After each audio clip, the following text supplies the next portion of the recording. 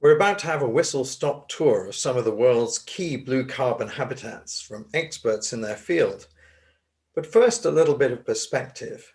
Looking back on history, what could we really achieve with blue carbon if we were to restore the ocean ecosystems to their full potential? In setting our baselines, are we starting from the right places, or could we achieve more? Marine science is a young discipline. The first major oceanographic expeditions were in the late 19th century. Direct underwater observations using submersibles and scuba only became commonplace from the 1960s on. But there is a much longer history of human disturbance and impact that predates these observations. Marine science therefore suffers from shifting baseline syndrome.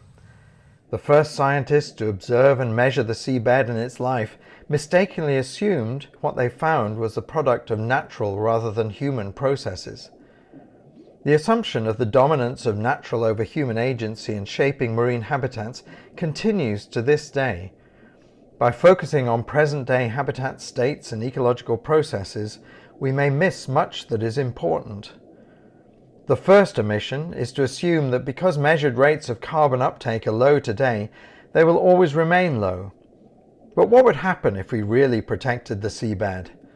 Far from being the monotonous stretches of shifting sand, mud and gravel that predominate today, historically the seafloor was a patchwork of rich and extensive seaweed stands and dense invertebrate communities, like oyster and mussel beds, collectively known as marine animal forests. The removal of these animal forests by trawling likely profoundly altered the movement, capture and storage of seabed carbon, just as a landscape denuded of vegetation loses soil. By reversing long histories of loss and degradation, protection could recover the capacity of ecosystems to take up carbon once again. The second mistake is to assume that present-day rates of carbon capture accurately reflect the value of a site as a blue carbon project worthy of protection. The example of the North Sea's Dogger Bank is telling here.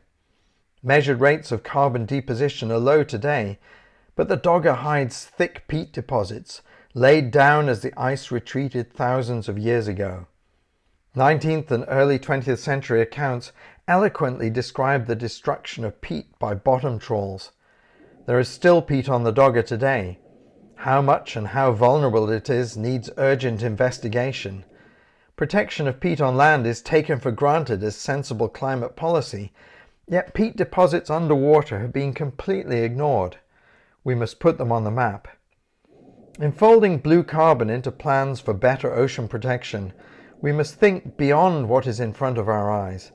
Let's imagine instead, what could the sea offer if we did things differently?